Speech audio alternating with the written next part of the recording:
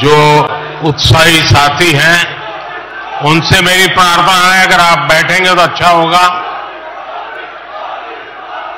आपका ये उत्साह, आपका प्यार मेरी सर आंखों पर, कृपा करके बैठिए।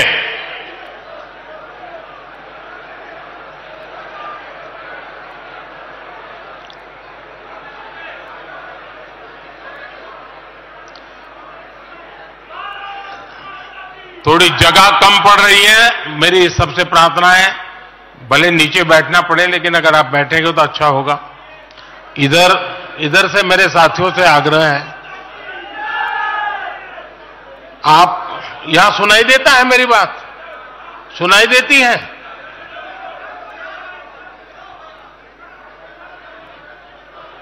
जरा प्रबंधक उस तरफ देखे भाई, जगह नहीं है तो कृपा करके आप कहीं पर भी नीचे बैठ जाइए।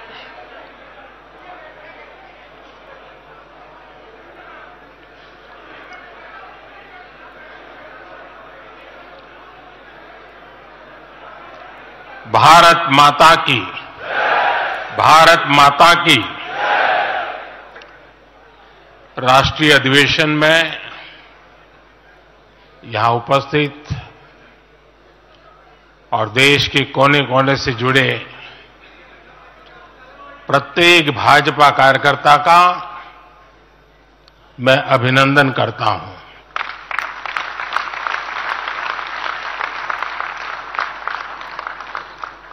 भाजपा का कार्यकर्ता साल के हर दिन 24 घंटे देश की सेवा के लिए कुछ न कुछ करता ही रहता है।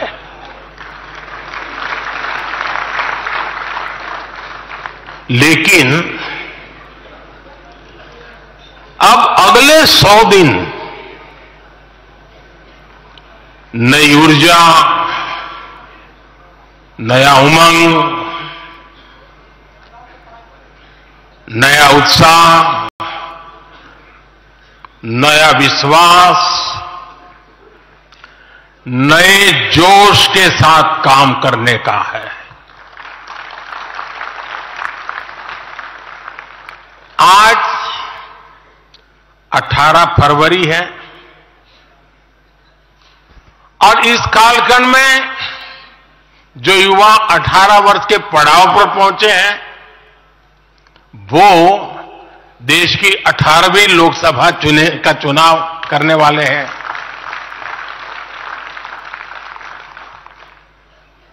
अगले 100 दिन हम सबको जुट जाना है, हर नए वोटर तक पहुंचना है, हर लाभार्थी तक पहुंचना है, हर वर्ग, हर समाज, हर पंथ, परंपरा, सब लोगों के पास पहुंचना है। हमें सबका विश्वास हासिल करना है। और जब सबका प्रयास होगा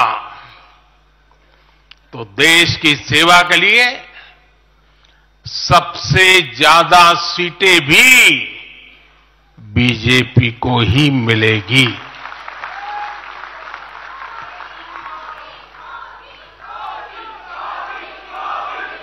और आज कल मुझे पदाधिकारियों के साथ बैठने का अवसर मिला, कल दोपहर के से आप सबके साथ बैठने का अवसर मिला। मैं नड्डा जी को और उनकी पूरी टीम को और आप सबको बधाई देता हूं। जब मैं पदाधिकारियों की बैठक में साल भर के काम का रिपोर्टिंग सुन रहा था, मैं सचमुच में इतना प्रभावित हुआ कि भाजपा के कार्यकर्ता सत्ता में रहने के बावजूद भी समाज के लिए इतना करते हैं, दिन रात दौड़ते हैं, संकटों के बीच भी करते हैं। और सिर्फ भारत मां की जय के लिए करते हैं। ये 2 दिन भी जो चर्चा हुआ, विचार विमर्श हुआ है, देश के उज्जवल भविष्य के लिए हमारे संकल्प को दृढ़ करने वाली हर बातें हुई है। मैं इस भव्य आयोजन के लिए प्रेरक विषयों के लिए आप सबको भी, देश भर के कार्यकर्ताओं को भी नड्डा जी के माध्यम से सबका अभिनंदन करता हूं। साथियों, आज मैं समस्त देशवासियों की तरफ से संत शिरोमणि आचार्य श्री 108 पूज्य विद्यासागर जी महाराज को श्रद्धापूर्वक, आदरपूर्वक नमन करते हुए श्रद्धांजलि देता हूं। उनके संलेखन समाधिस्थ होने की सूचना मिलने के बाद उनके अनुयायी शोक में हैं, हम सभी शोक में हैं। और मेरे लिए तो यह एक व्यक्तिगत क्षति जैसा है। वर्षों तक मुझे व्यक्तिगत रूप से अनेक बार उनसे मिलने का, उनके दर्शन करने का, उनके मार्गदर्शन प्राप्त करने का अवसर मिला है। कुछ ही महीने पहले ऐसा ही मन कर गया था, मेरे प्रवास कार्यक्रम को बदल करके बहुत सुबह सुबह मैं उनके पास पहुंच गया था। तब पता नहीं था कि मैं दोबारा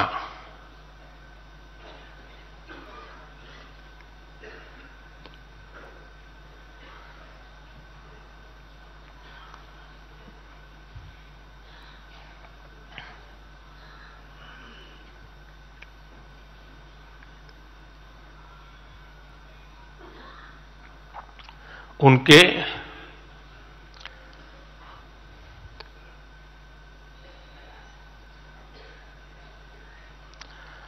दर्शन नहीं कर पाऊंगा।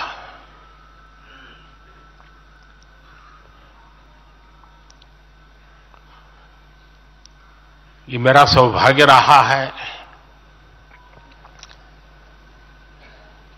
कि पिछले 50 से भी ज्यादा वर्षों से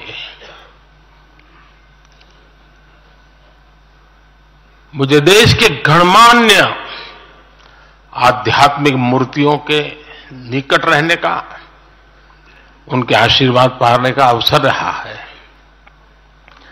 और इसलिए मैं उस आध्यात्मिक जगत की उस शक्ति को भलीभांति जानता हूं, समझता हूं, अनुभव करता हूं। आपको सुनकर के आश्चर्य होगा कि वे तो दिगंबर परंपरा से थे। उनका जीवन कैसा होता है हम जानते हैं, लेकिन शायद ही कोई ऐसी महत्वपूर्ण घटना ऐसी नहीं होगी या मेरी तरफ से कुछ महत्वपूर्ण किसी काम में मेरा संबंध आया हो, 24 घंटे के भीतर भीतर उसका एनालिसिस करके मुझे उनका संदेश आता था। यानी कितने जागरूक थे।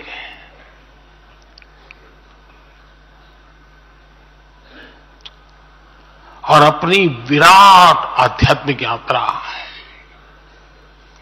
और उसके बाद भी वो हम सबको हमेशा प्रेरणा देते रहे हैं।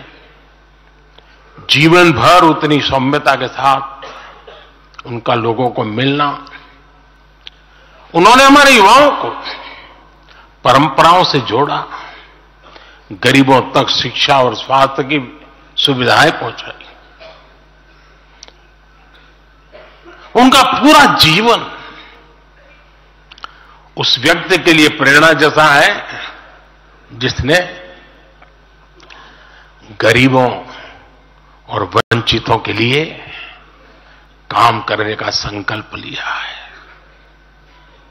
आज जब भारत प्रगति के पथ पर आगे बढ़ रहा है, मुझे विश्वास है कि उनके सिद्धांत और उनका आशीर्वाद ऐसे ही भारत भूमि को प्रेरणा देता रहेंगे। साथियों, पिछले 10 वर्षों में भारत ने जो गति हासिल की है, बड़े लक्ष्यों को प्राप्त करने का जो हौसला पाया है, यह अभूतपूर्व है साथियों। और इसलिए नहीं कि मैं कह रहा हूं, दुनिया गाजे बाजे के साथ बोल रही है। भारत ने आज हर क्षेत्र में जो ऊंचाई हासिल की है, उसने हर देशवासी को एक बड़े संकल्प के साथ जोड़ दिया है। और यह संकल्प है विकसित भारत का। अब देश न छोटे सपने देख सकता है और देश न अब छोटे संकल्प ले सकता है। सपने भी विराट होंगे, संकल्प भी विराट होंगे। और ये हमारा सपना भी है, हम सबका संकल्प भी है कि हमें भारत को विकसित बनाना है। और इसमें अगले 5 वर्षों की बहुत बड़ी भूमिका होने जा रही है। अगले 5 साल में भारत को पहले से भी कई गुना तेजी से काम करना है। अगले 5 साल में हमें विकसित भारत की तरफ एक लंबी छलांग लगानी है। लेकिन भाई और बहनों, सारे लक्ष्यों की प्राप्ति के लिए पहली शर्त है सरकार में भाजपा की जोरदार वापसी।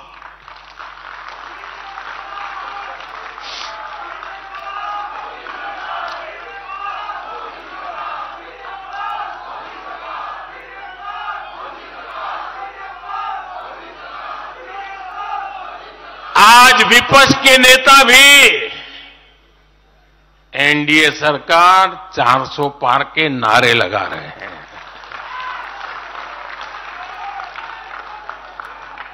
और एनडीए को 400 पार कराने के लिए भाजपा को 370 का माइलस्टोन पार करना ही होगा।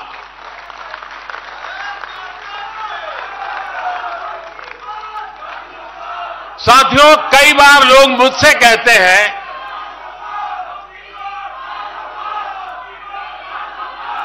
मुझे कहते रहते कि अरे मोदी जी, आपने इतना तो सब कुछ क्या कर लिया, जो बड़े बड़े संकल्प आपने लिए वो तो पूरे कर लिए, अब क्यों इतनी भागदौड़ करनी।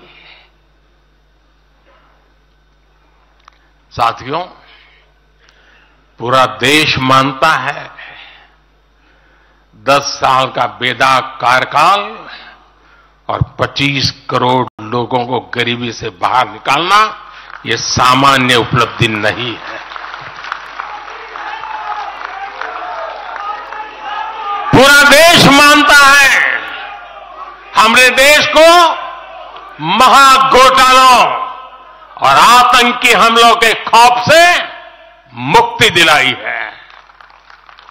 पूरा देश मानता है हमने गरीब और मिडिल क्लास का जीवन बेहतर करने का प्रयास किया है। लेकिन जो लोग सोचते हैं कि बहुत हो गया, ऐसा सोचने वालों को मैं एक पुरानी घटना जरूर बताना चाहूंगा। एक बार एक बहुत बड़े नेता मुझे मिले मेरे प्रधानमंत्री पद के दूसरे कार्यकाल पे। बोले, मोदी जी, प्रधानमंत्री बनना बहुत बड़ी बात है, आप बन गए। आपने इतने दशकों का संगठन का भी काम कर लिया, मुख्यमंत्री के रूप में भी इतना लंबा समय रह चुके, प्रधानमंत्री में भी दोबारा आ गए। अब इतना काम पा लिया है, अब तो थोड़ा बैठो, आराम करो, बहुत कर लिया। ये उन्होंने मुझे कहा था। उनकी वो भावना राजनीति के पुराने अनुभवों से थी। लेकिन साथियों, हम राजनीति के लिए नहीं, राष्ट्र नीति के लिए निकले हैं। हम तो छत्रपति शिवाजी महाराज को मानने वाले लोग हैं। जब छत्रपति शिवाजी महाराज का राज्याभिषेक हुआ तो उन्होंने ये नहीं किया कि अब तो छत्रपति बन गए, सत्ता मिल गई तो चलो उसका आनंद लो।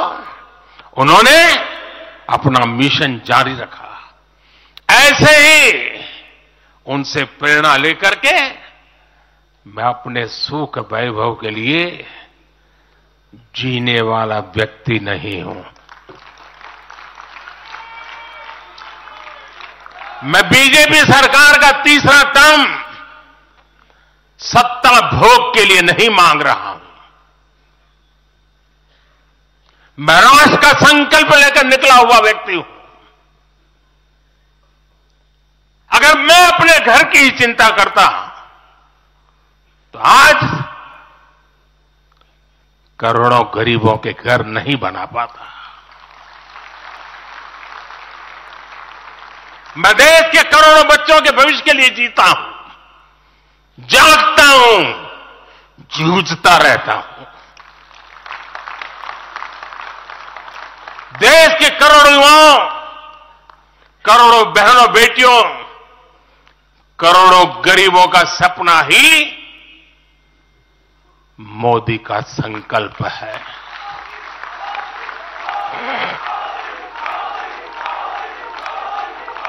और इस संकल्प की पूर्ति के लिए ही हम सब सेवा भाव से दिन रात एक कर रहे हैं। 10 वर्षों में हमने जो हासिल किया, साथियों, वो तो एक पड़ाव मात्र है। मंजिल तक पहुंचने का एक नया विश्वास है। अभी हमें देश के लिए, कोटि कोटि भारतीयों के लिए, हर भारतीय का जीवन को बदलने के लिए बहुत कुछ हासिल करने का सपने हैं, संकल्प है, और उसके लिए बहुत से निर्णय भी बाकी है। साथियों, आज भाजपा युवा शक्ति, नारी शक्ति, गरीब और किसान की शक्ति को विकसित भारत के निर्माण की शक्ति बना रहा है। पहले लोगों को लगता था कि सरकारें बदलती हैं, व्यवस्था नहीं बदलती। हमने सच्चे अर्थ में सामाजिक न्याय की भावना से हर व्यवस्था को पुरानी सोच, पुरानी अप्रोच से बाहर निकाला। जिनको किसी ने नहीं पूछा, हमने उन्हें पूछा है। इतना ही नहीं, हमने उसको पूजा है। आदिवासियों में भी सबसे पिछड़ी जनजातियों को पहले किसी ने नहीं पूछा। हमने उनके लिए पीएम जनमन योजना बनाई। लाखों विश्वकर्मा परिवारों को किसी ने नहीं पूछा, हमने उनके लिए पीएम विश्वकर्मा योजना बनाई। रेहड़ी ठेले फुटपाथ पर काम करने वाले लाखों साथियों के बारे में किसी ने नहीं सोचा। हमने उनके लिए पीएम स्वनिधि योजना बनाई। साथियों, पहले की सरकारों ने महिलाओं के हितों की, उनके जीवन में आ रही परेशानियों की भी कभी चिंता नहीं की। हमारे यहां बेटियों को गर्भ में ही मार डालने की कितनी विराट समस्या थी। हमने इसके लिए सामाजिक चेतना, साथ साथ कड़े कानून दोनों का सहारा लिया। पहली बार देश में बेटी बचाओ बेटी पढ़ाओ जैसा एक जन आंदोलन चला, जिसका एक बहुत ही सार्थक प्रभाव हुआ। हमने बालिकाओं के, महिलाओं के पोषण पर विशेष बल दिया। हमने पोषण अभियान चलाया ताकि गर्भवती महिलाओं को उचित मदद मिल सके। स्वस्थ महिला ही स्वस्थ संतान को जन्म दे सकती है। गर्भ के समय महिलाओं को उचित पोषण मिले, इसके लिए मातृ वंदना योजना के तहत 3.25 करोड़ से अधिक बहनों को सीधी मदद दी। हमने सुरक्षित मातृत्व अभियान के तहत लगभग 5 करोड़ गर्भवती महिलाओं को हेल्थ चेकअप किया। प्रयास यही था कि माता और शिशु दोनों के जीवन पर पहले जो खतरे रहते थे उन्हें कम किया जा सके। 2014 से पहले महिला सुरक्षा को लेकर कितनी चिंताएं होती थी। हर कोई चिंतित रहता था। हमने रेप, बलात्कार ऐसे अपराधों को, संगीन अपराधों में फांसी की सजा सुनिश्चित की। ऐसे मामलों का तेजी से निपटारा हो, इसके लिए भी विशेष व्यवस्थाएं बनाई। साथियों, मैं देश का पहला प्रधानमंत्री हूं जिसने शौचालय जैसे विषय को लाल किले से उठाया। मैं देश का पहला प्रधानमंत्री हूं जिसने महिलाओं के खिलाफ अपशब्दों पर लाल किले से नाराजगी व्यक्त की थी। नारी गरिमा, नारी सम्मान हमारे लिए सर्वोपरि है। मुझे गर्व है कि पिछले 10 वर्षों में भाजपा सरकार ने महिलाओं का जीवन आसान बनाने के लिए अनेक कदम उठाए हैं। हमने 10 करोड़ उज्ज्वला गैस कनेक्शन दिया। हमने 4 करोड़ घर बनवाए, जिनमें 3 करोड़ से ज्यादा घर महिलाओं के नाम रजिस्टर हुए।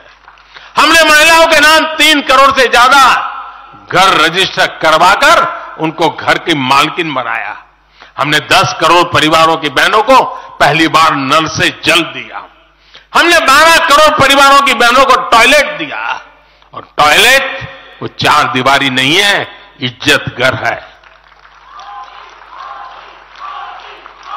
हमने 1 रुपये में सुविधा सैनिटरी पैड्स की योजना शुरू की। हमने 25 करोड़ से ज्यादा महिलाओं के बैंक अकाउंट खोले। हमने 30 करोड़ से अधिक मुद्रा लोन महिला लाभार्थियों को दिए। साथियों, बहनों को आर्थिक रूप से सशक्त करने के लिए, बेटियों को नौकरी करने में आसानी हो, इसके लिए हमने अनेक कदम उठाए।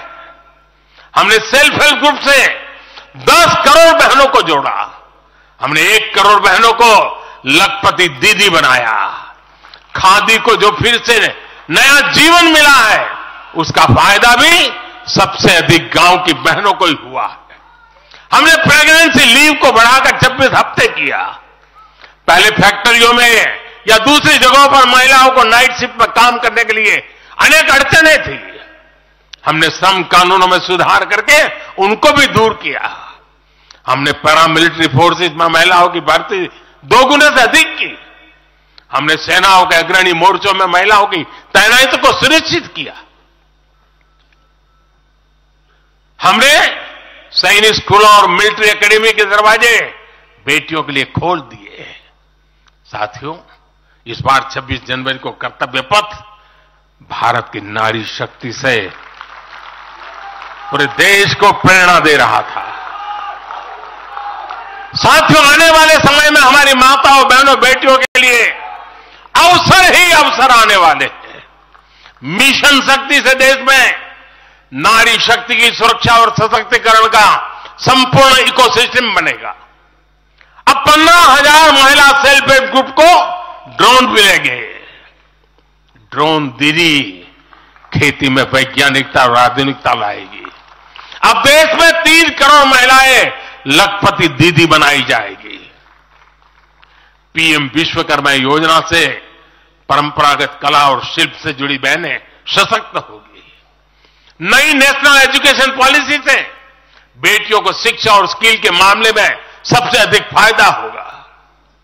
गांव के पास ही बेहतर स्पोर्ट्स इंफ्रास्ट्रक्चर बने, बेटियां हमारी स्पोर्ट्स में कमाल करेगी। साथियों, आज जब मैं बीते 10 वर्षों की तरफ नजर डालता हूं तो कितना ही कुछ याद आता है।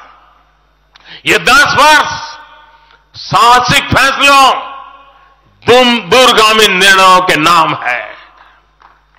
जो काम सदियों से लटके थे, हमने उनका समाधान करने का साहस करके दिखाया है। अयोध्या में भव्य राम मंदिर का निर्माण करके हमने 5 सदियों का इंतजार खत्म किया है।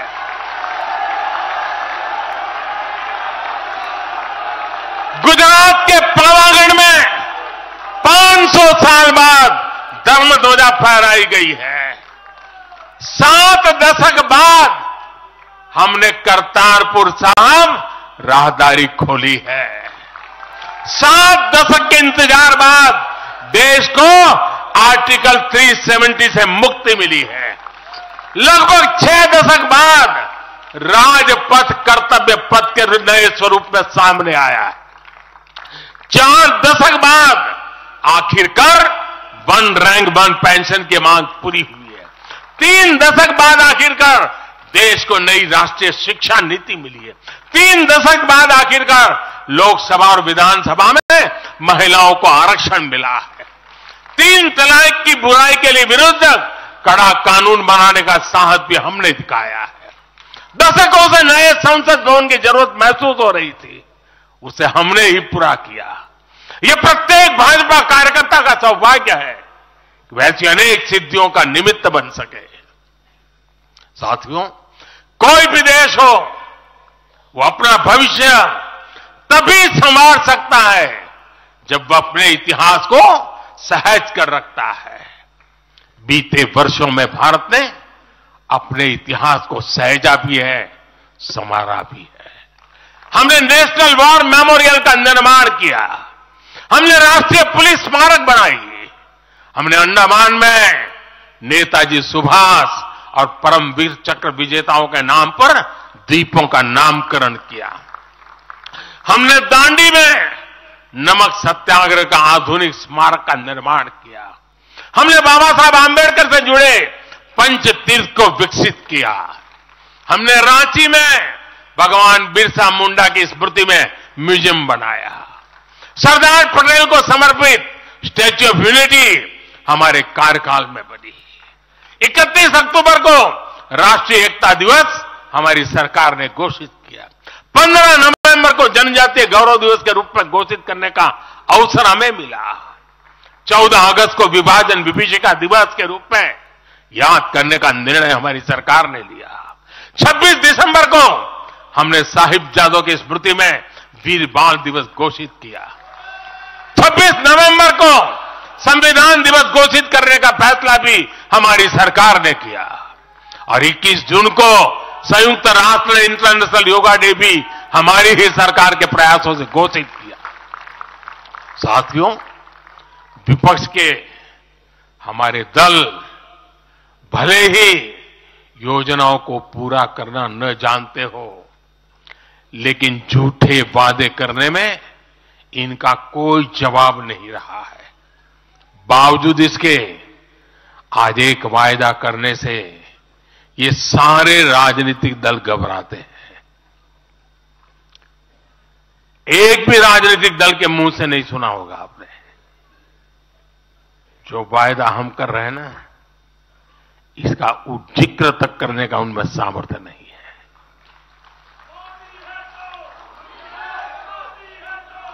और हमारा वायदा है विकसित भारत का।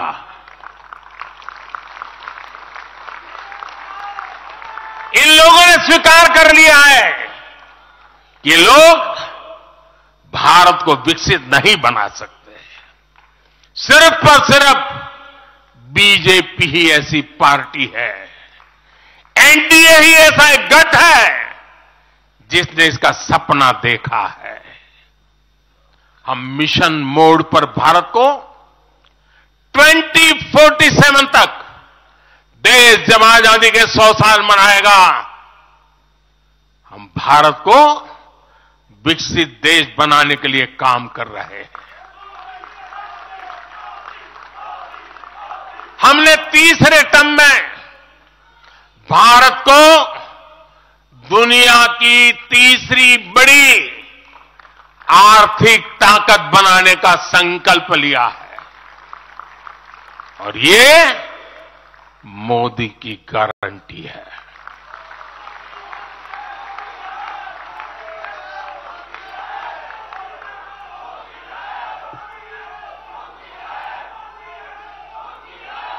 और जब मैं भारत को तीसरी आर्थिक ताकत बनाने की बात करता हूं तो उसका मतलब भी बहुत गहरा है। इसका मतलब है भारत के आर्थिक, सामरिक और सांस्कृतिक सामर्थ्य का कई गुना विस्तार, चहुं दिशा में विस्तार।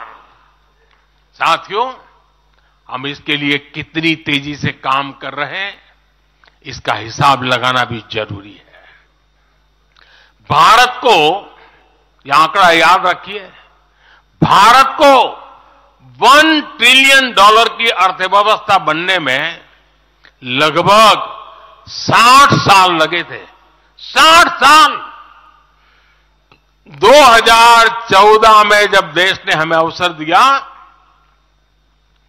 तो 2 ट्रिलियन मार्क भी बहुत बड़ा लग रहा था, लेकिन 10 वर्षों में हमने अपनी अर्थव्यवस्था में $2 ट्रिलियन और जोड़ दिया। एक के लिए 60 साल, 10 साल में 2 और जोड़ दिया।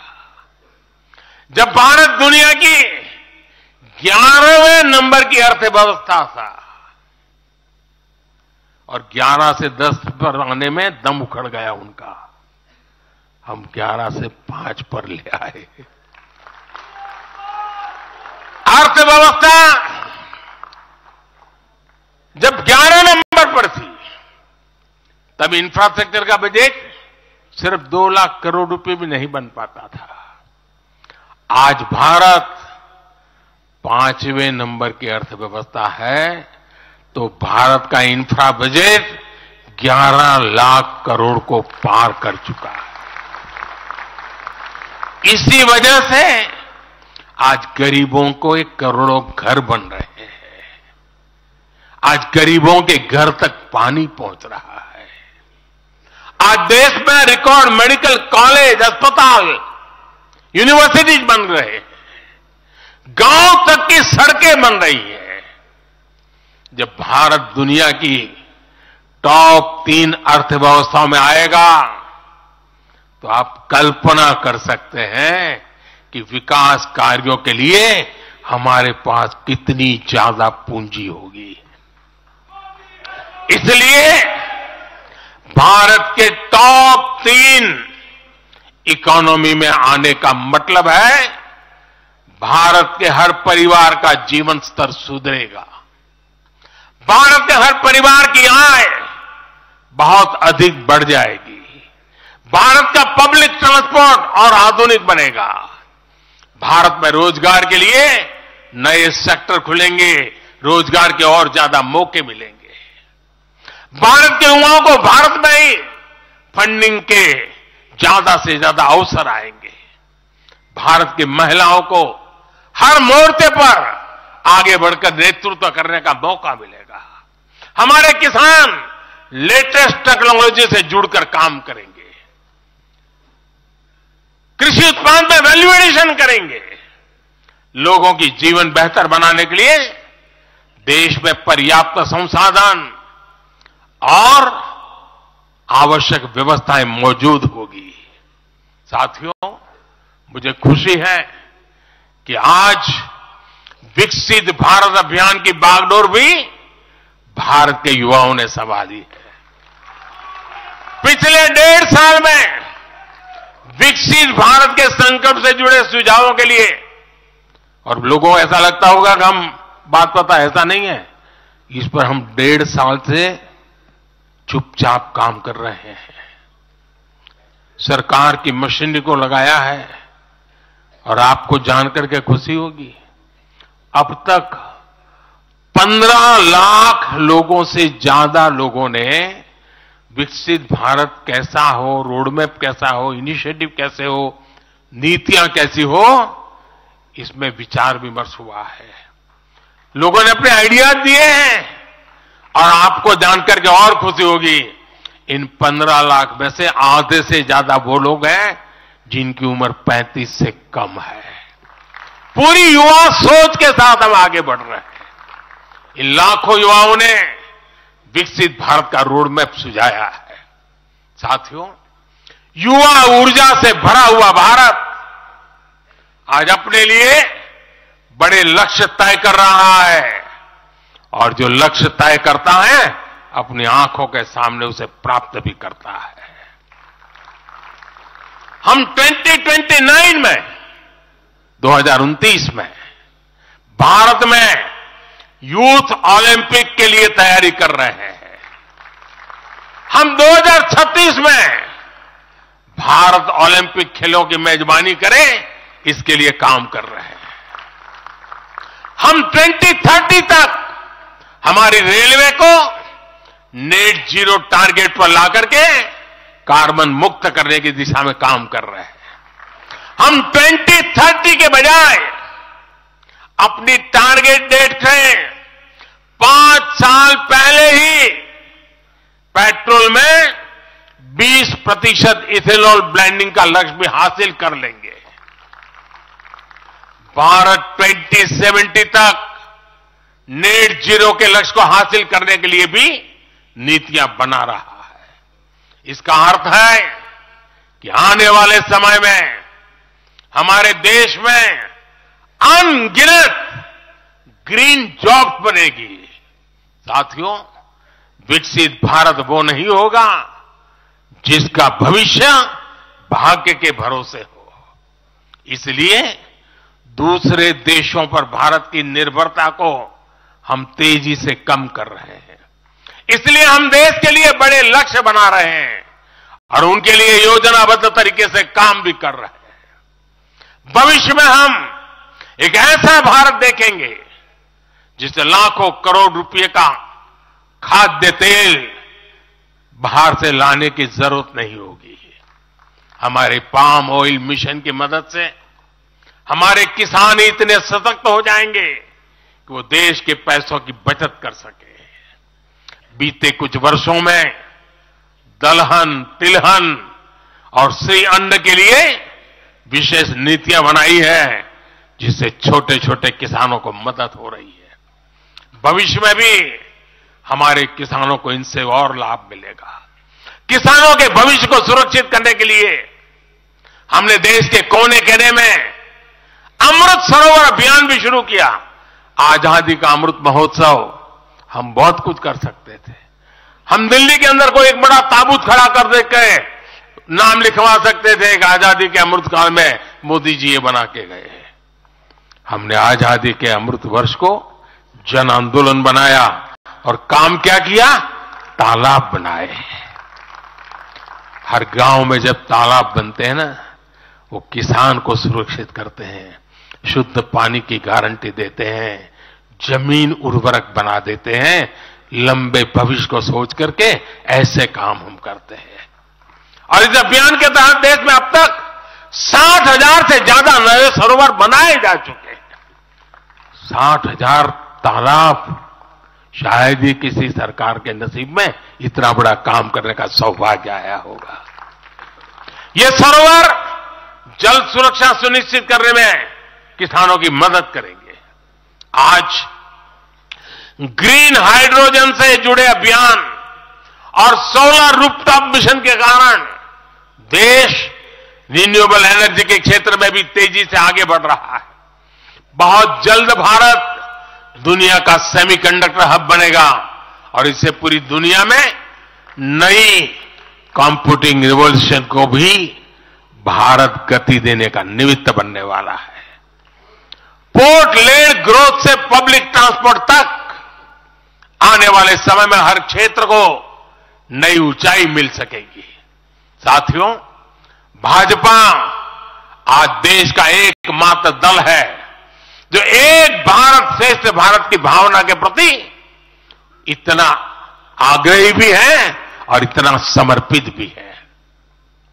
मैं पिछले महीने के अपने अनुभवों को भी कभी भूल नहीं सकता। इस दौरान मुझे भगवान श्री राम से जुड़े कई स्थानों में भ्रमण करने का अवसर मिला। मेरा 11 दिन का अनुष्ठान चल रहा था। उस अनुष्ठान के दरमियान मैं नासिक, लेपाक्षी, त्रिप्रयार, श्रीरंगम, रामेश्वरम, धनुषकोडी, मैं इन जगहों पर एक सामान्य साधक के तौर पर गया था। इस दौरान मुझे दक्षिण भारत के विभिन्न क्षेत्रों में लोगों से जो स्नेह मिला, आशीर्वाद मिले, मैं उसका शब्दों में बयान नहीं कर सकता और पॉलिटिकल पंडितों के पैरामीटर में कभी आ भी नहीं सकता है जी। जब मैं सड़कों से गुजर रहा था, लोग अपने वचन से, अपने भावों से मुझ पर अपना आशीर्वाद बरसा रहे थे। इस दौरान मुझे कंब रामायण का पाठ सुनने का अवसर मिला। ये ठीक उसी जगह पर हुआ जहां महान कवि कंबन ने 800 वर्ष पहले अपने रामायण की रचना की थी। आप कल्पना कर सकते हैं उसी स्थान पर बैठ करके जो मैं कंब रामायण सुन रहा था, उस भाव विश्व को मैं ही अनुभव कर सकता हूं। एक ऐसा अद्भुत क्षण था जिसमें एक भारत श्रेष्ठ भारत की भावना पूरी तरह समाहित थी। मुझे विश्वास है कि आप सभी ने भी कम अधिक मात्रा में इसे महसूस किया होगा। हम हमेशा विभिन्न तरीके से देशवासियों को करीब लाने का निरंतर प्रयास करते हैं। एकता के सूत्र में बांधने के लिए हमारी कोशिश रहती है। चाहे संयुक्त राष्ट्र में पहली बार जाकर के कोई तमिल में बोलता है, जगत गुरु बसवेश्वरा का संदेश दूर दूर तक पहुंचाने के लिए हम लेके जाते हैं। काशी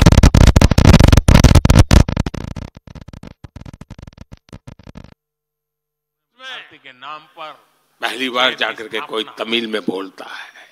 हम G20 करते हैं तो भी देश के कोने कोने में जाकर के करते हैं। हम विश्व के मेहमान आते हैं तो दिल्ली को ही देश नहीं मानते, हम हर राज्य में लेकर के जाते हैं। हमारे राजभवनों में हर राज्यों के स्थापना दिवस बनाए जाते हैं। कोई भी राज्य भवन होगा, नागालैंड का भी वहां स्थापना दिवस मनाया जाएगा और गुजरात का भी मनाया जाएगा, महाराष्ट्र का भी मनाया जाएगा, गोवा का भी मनाया जाएगा। हर राजभवन में राष्ट्रीय एकता का एक प्रकार से उत्सव बना दिया जाता है। हम अपनी विविधता को सेलिब्रेट करते हैं। एक भारत श्रेष्ठ भारत की भावना हमारे दिल के बहुत करीब है। इसे मजबूत बनाने के लिए हम काम करते हैं। साथियों, एक भारत श्रेष्ठ भारत की भावना हमारी गवर्नेंस में भी दिखाती है। हर क्षेत्र के विकास पर हमारा पूरा फोकस है। नॉर्थ ईस्ट का उदाहरण आपके सामने है। पहले की सरकारों में नॉर्थ ईस्ट को पूरी तरह अनदेखा कर दिया गया क्योंकि पार्लियामेंट की सीटें कम है, उनका इंटरेस्ट नहीं था। हम वोट और सीटों के हिसाब से काम नहीं करते। मेरे लिए तो मेरे देश का हर कोना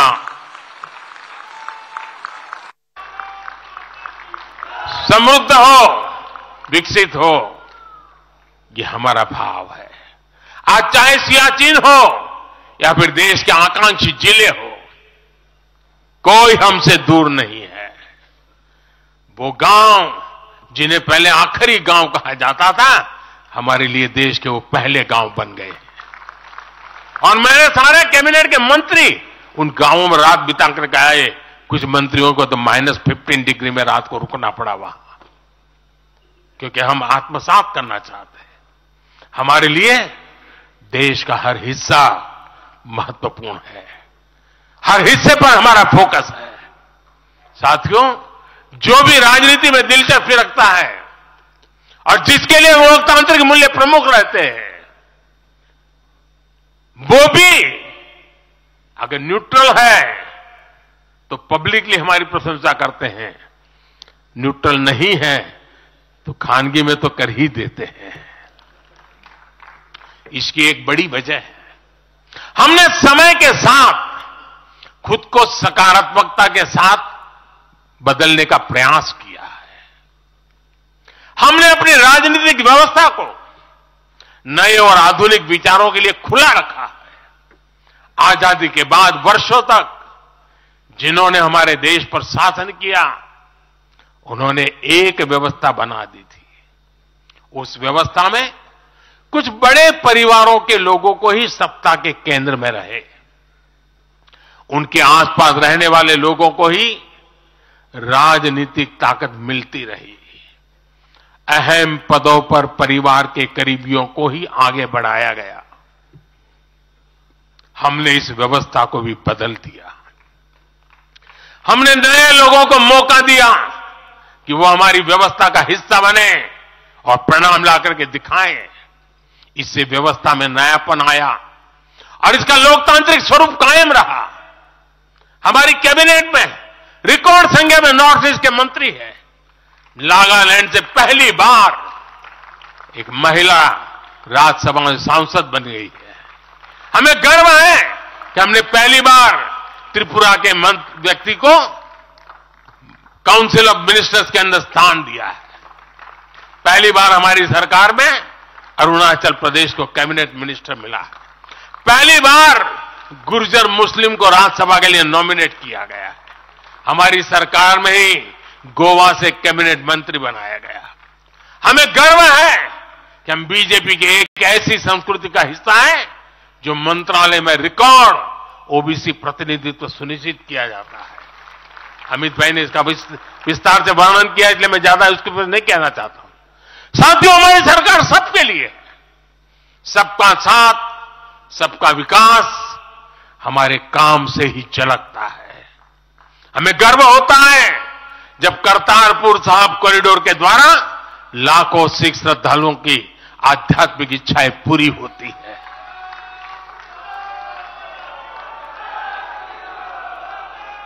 अब कल्पना कीजिए, 70 साल तक भारत की सीमा में रह करके हमारे सिख पंथ के अनुयायी दूरबीन से पाकिस्तान के अंदर करतारपुर साहिब के दर्शन करते थे।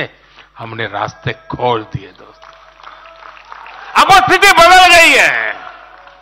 हमने लंगर की वस्तुओं से जीएसटी भी हटा दिया।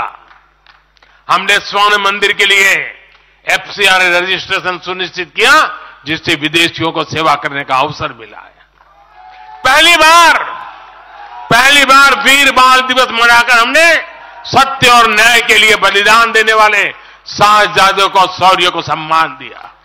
आज केरल का बच्चा भी जानता है कि साहबजादे का बलिदान कैसा था।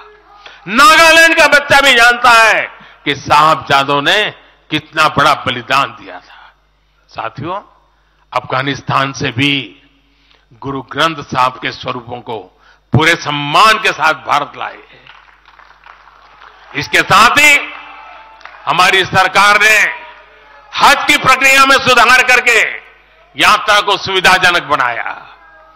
आज बिना महरम के हज करना भी संभव हुआ है। इससे महिलाओं के लिए भी हज करना आसान हुआ और हजारों महिलाएं गई। साथियों, 2014 में जब मैंने शपथ ली तो हमारे कई आलोचक कहते थे, मोदी जी एक राज्य के बारे उनका क्या अनुभव है? इतना बड़ा देश, इतनी बड़ी दुनिया, ये मोदी क्या करेगा, कैसे करेगा? ठीक है, गुजरात चलाया होगा, लेकिन वो सब सोच रहे, देख लें, विदेश नीति को लेकर बड़ी बड़ी बातें कही जाती थी। अभी मैं कुछ दिन पहले ही यूएई और कतर से जाकर के आया हूं। तमाम देशों से हमारे रिश्ते कैसे मजबूत हैं, ये आज दुनिया देख रही है। आज पश्चिमी एशिया के देशों से हमारे संबंध अब तक की सबसे मजबूत स्थिति में है।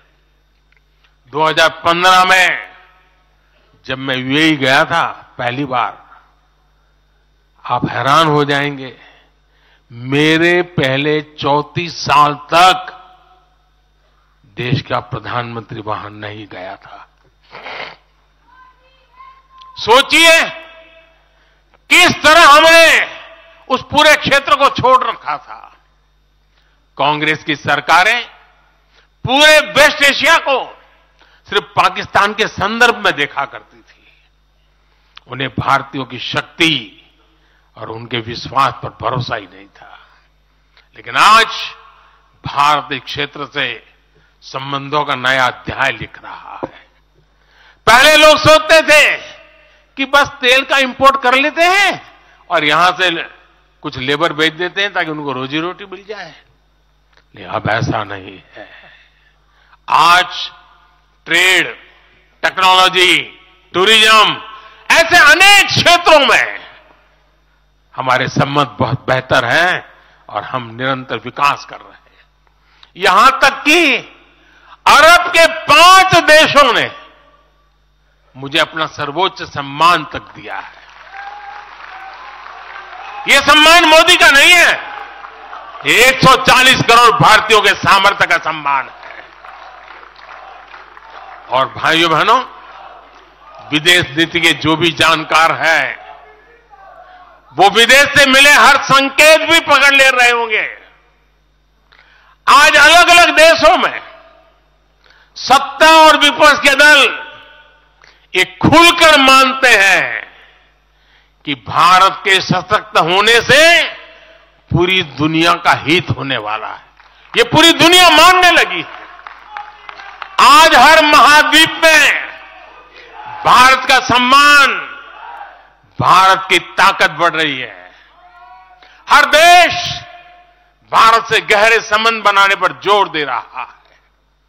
और इन सब के बीच कोई देश हमारी सरकार से बातचीत के लिए, आप जानकर के हैरान होंगे, अभी तो चुनाव बाकी है, लेकिन मेरे पास जुलाई, अगस्त, सितंबर के डेट पड़े हुए निमंत्रण दे करके। इसका अर्थ क्या है? इसका अर्थ है कि दुनिया के विभिन्न देश भी बीजेपी की सरकार की वापसी को लेकर पूरी तरह आश्वस्त है। वो भी जानते हैं, दुनिया का हर देश जानता है, दुनिया की हर शक्ति जानती है, आएगा तो साथियों, कांग्रेस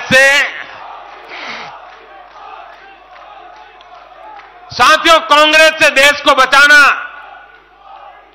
देश के हर नागरिक को बचाना, हमारे बच्चों का, हमारे युवाओं का भविष्य बचाना बीजेपी के प्रत्येक कार्यकर्ता का दायित्व है। कांग्रेस का ट्रैक रिकॉर्ड हम सभी के सामने है। कांग्रेस अस्थिरता की जननी है। कांग्रेस परिवारवाद की जननी है। कांग्रेस भ्रष्टाचार की जननी है। और कांग्रेस तुष्टीकरण की भी जननी है। 70 के दशक में जब देश में कांग्रेस के विरुद्ध गुस्सा बढ़ना शुरू हुआ, तो खुद को बचाने के लिए इसने अस्थिरता का सहारा लिया। हर नेता की सरकार कांग्रेस ने अस्थिर की। आज यहां प्रस्ताव के समय इसकी चर्चा आई है, तो मैं ज्यादा उसके लिए कहता नहीं हूं। आज भी ये लोग अस्थिरता पैदा करने के लिए नई नई साजिशें कर रहे हैं। इन लोगों ने मिलकर जो गठबंधन बनाया है, उसकी भी यही पहचान है। कांग्रेस के पास विकास का एजेंडा नहीं है, फ्यूचर का रोड मैप नहीं है। ये देश को कभी भाषा के आधार पर तो कभी क्षेत्र के आधार पर बांटने में जुटे हुए हैं। साथियों, कांग्रेस का एक सबसे बड़ा पाप ये रहा है कि वो देश की सेनाओं का मनोबल तोड़ने से भी पीछे नहीं रहे। भारत की राष्ट्रीय सुरक्षा और सामरिक शक्ति को नुकसान पहुंचाने में कांग्रेस ने कोई कसर नहीं छोड़ी है। जब भी देश के रक्षा क्षेत्र में कोई बड़ा काम हुआ, जब हमारी सेनाओं ने कोई उपलब्धि हासिल की, कांग्रेस ने हर बार उन पर सवाल उठाए। आप सिर्फ सोचिए कि 5 साल पहले इन लोगों ने क्या कहा था। इन लोगों ने हर कोशिश की कि हमारी वायुसेना को राफेल जैसे एडवांस एयरक्राफ्ट न मिल पाए। इन्होंने अब प्रचार किया कि हिंदुस्तान एरोनॉटिकल लिमिटेड को, HAL को खत्म किया जा रहा है। ये लोग तो HAL के बाहर फोटो तक खींचवाने के लिए चले गए थे। लेकिन देखिए HAL आज कैसे धूमधाम से आगे बढ़ रहा है। आज देखिए कितने सारे ऑर्डर आज उनके यहां बुक किए गए हैं। आज जरा देखिए HAL का मार्केट वैल्यू कितना बढ़ गया है। ये वही लोग हैं जिन्होंने हमारी सेनाओं के सर्जिकल स्ट्राइक करने पर उनके पराक्रम पर सवाल खड़ा कर दिया। जब एयर स्ट्राइक हुई तो उसकी सफलता के प्रमाण मांगे जाने लगे। कांग्रेस भारतीय सेनाओं के अपमान का कोई मौका नहीं छोड़ती। साथियों, कांग्रेस कितनी कंफ्यूज है, इसका उदाहरण मैं आपको देना चाहता हूं। कांग्रेस में लड़ाई चल रही है और बड़ी तगड़ी लड़ाई चल रही है, लेकिन मजा यह है कि सिद्धांतों की नहीं चल रही है,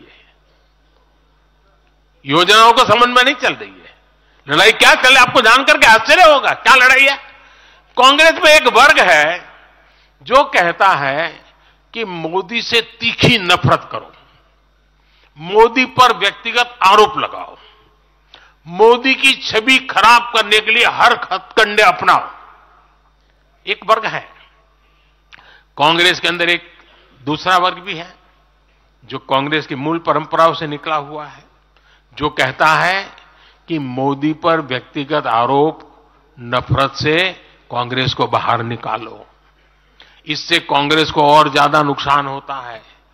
यानी कांग्रेस हमसे सैद्धांतिक मुद्दों पर लड़ाई नहीं लड़ रही है। कांग्रेस इतनी हताश है कि उसमें सैद्धांतिक विरोध, वैचारिक विरोध का साहस भी नहीं बचा। इसलिए गाली गलौज और मोदी पर झूठे आरोप ही उनका एकमात्र एजेंडा बन गया है। साथियों, लाल किले से मैंने कहा था यही समय है, यही समय है, यही समय है। भारत के इतिहास में आज वो समय आ गया है जब हमें अपने देश का भाग्य बदल देना है। और साथियों, मैंने देशवासियों को लाल किले से कहा था और आपको तो कई बार कह चुका हूं। मैंने देशवासियों को कहा था कि अगर आप 10 घंटे का काम करेंगे तो मोदी 11 घंटे काम करेगा। अगर आप 12 घंटे काम करेंगे तो मैं 13 घंटे काम करूंगा। अगर आप 14 घंटा काम करेंगे तो मैं 15 घंटे काम करूंगा। मेरे साथियों, देश भर के मेरे कार्यकर्ताओं, देश भर के मेरे देश को उज्जवल भविष्य के लिए आशा लगाकर बैठे हुए लोगों से मैं कहना चाहूंगा, आने वाले 100 दिनों तक बीजेपी के हर कार्यकर्ता को अपने लिए नए लक्ष्य बनाने होंगे, उन्हें प्राप्त करना होगा। बीते वर्षों में भाजपा सरकार की योजनाओं का लाभ करोड़ों लाभार्थियों को मिला है। हमें हर लाभार्थी तक पहुंचना है। और मेरी एक व्यक्तिगत प्रार्थना है, करोगे? जरा हाथ ऊपर करके बताइए, करोगे? करोगे? हर लाभार्थी के पास जाइए, उनको कहना कि प्रधान सेवक नरेंद्र मोदी ने उन्हें प्रणाम कहा है।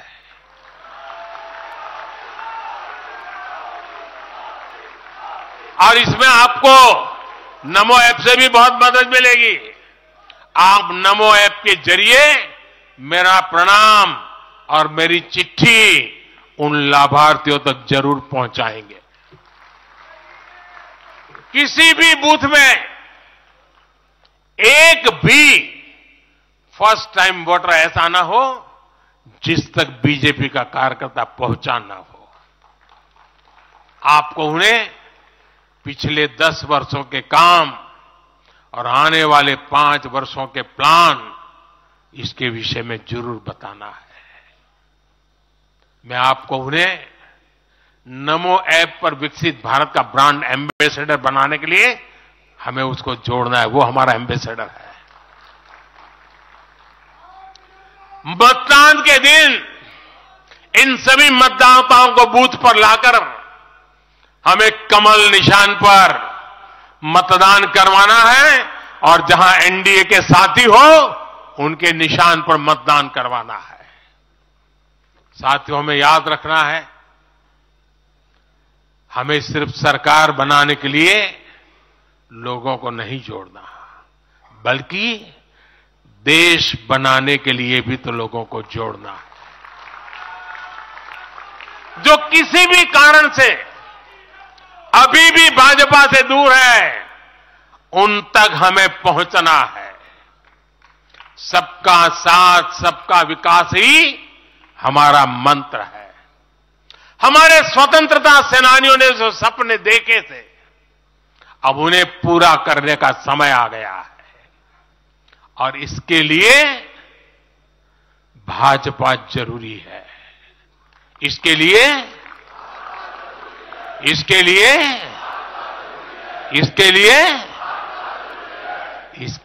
भाजपा सरकार जरूरी है। आज देश की जनता कह रही है, भ्रष्टाचार पर सख्त कार्रवाई होती रहे, इसलिए महंगाई पर लगाम लगी रहे, इसलिए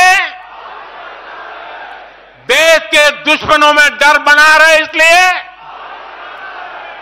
निवेश और नौकरी के अवसर बढ़ते रहे, इसलिए भारत तीसरी बड़ी सबसे आर्थिक ताकत बने, इसके लिए भारत में तेजी से इंफ्रास्ट्रक्चर का निर्माण हो, इसलिए आत्मनिर्भर भारत अभियान सफल हो, इसलिए करोड़ों भारतीयों को मुफ्त राशन मिलता रहे, इसलिए किसानों को सम्मान निधि मिलती रहे, 100% लाभार्थी तक तेजी से लाभ पहुंचे, इसलिए साथियों, आप यहां से एक नए संकल्प के साथ अपने क्षेत्र में जाएं।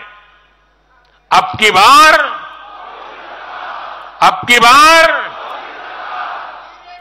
400 पार, अब की बार इस मिशन पर हमें जुट जाना है। आप सबको मेरी तरफ से अनेक अनेक शुभकामनाएं हैं।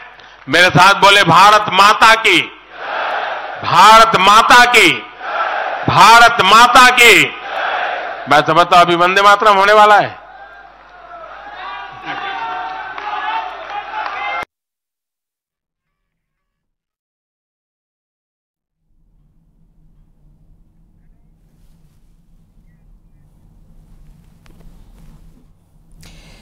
तो जीत का नमो मंत्र देते हुए पीएम मोदी नजर आए हैं। बताते चले उन्होंने बीजेपी शासित प्रदेशों के मुख्यमंत्रियों को संबोधित किया और इस दौरान तमाम पदाधिकारी, बीजेपी के और जनप्रतिनिधि और इसके साथ साथ कार्यकर्ता मौजूद रहे। दिग्गजों के सामने पीएम ने संबोधित किया। मोदी